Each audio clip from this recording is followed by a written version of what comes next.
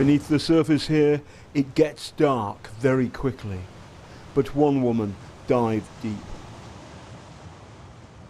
Any journalist doing a proper job is going to have a number of enemies. She exposed more scandals than we could ever mention or remember. She's been doing this work for years. She's withstood any attack, any threat, and she has always fought for freedom of expression. Monday afternoon, Daphne Caruana Galizia leaves home. 2 explosions are heard, creating a ball of fire inside her car. It skids off the road and ends up in this field. She dies almost instantly. Her youngest son is first on scene. Police believe that the explosive was Semtex, a first for Malta. As executions go, this was a high-end job. They targeted Daphne and Daphne alone. The bomb maker knew his stuff, and the killer who triggered the bomb almost certainly had sight of her, possibly from somewhere up here. So what does all that tell us about the people who ordered the hit? That they're sophisticated, they're organised, and they've got money. Daphne Caruana Galizia was a campaigning journalist, a mother of 4, and a good friend to Caroline Muscat. When they spoke last week, they touched on the difficulties of independent journalism on the island. Caroline says Daphne was gloomy about Malta's future. She said, if I had the choice, I would leave, but I can't. But you should. She said, I enjoy a good fight, but I feel that time is running out. There is so much I could have done that I have not done. A few days later, we hear about her murder. She plumbed murky depths and dragged up a ton of dirt. The Panama Papers showed that 2 senior figures in the government had set up shell companies there. She went after them relentlessly. Her journalism fueled opposition fears about corruption and judicial independence on the island.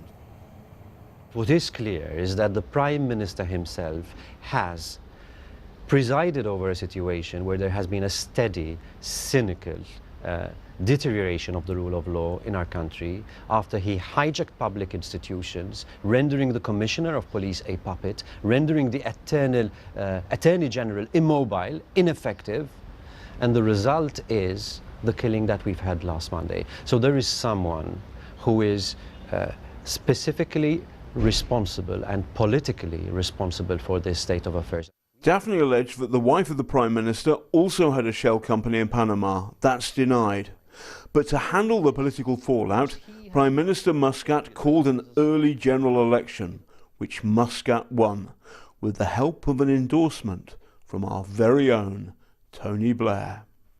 We were surprised that Mr. Blair would associate himself with the Prime Minister who was at the center of a scandal, of Panama Papers, of a Prime Minister who kept on his Chief of Staff and his favorite minister, despite being caught with companies in Panama.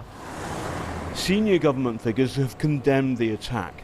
Herman Grech of the Times of Malta believes that any government involvement isn't at all likely.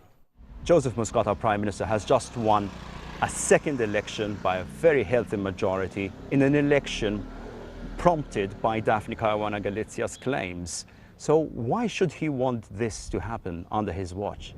Malta's criminal underworld, which includes the Italian mafia, operates in the grey areas between internet gambling and money laundering, taking advantage of the island's easy-come, easy-go law enforcement.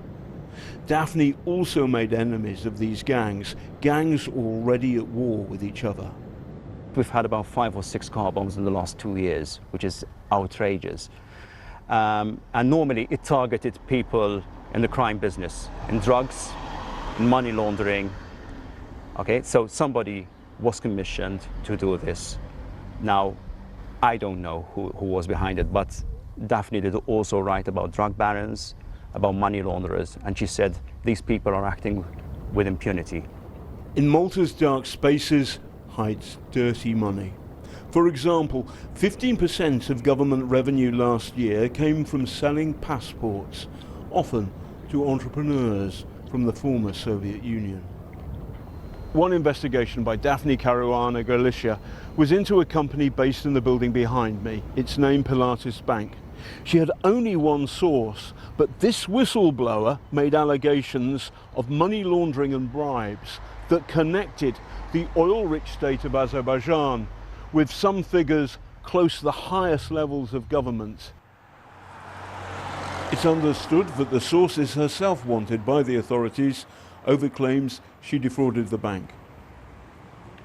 Everyone concerned denies any wrongdoing. We may never know who was behind the bombing, but we do know that there is a political culture on Malta that stands accused of allowing it to happen.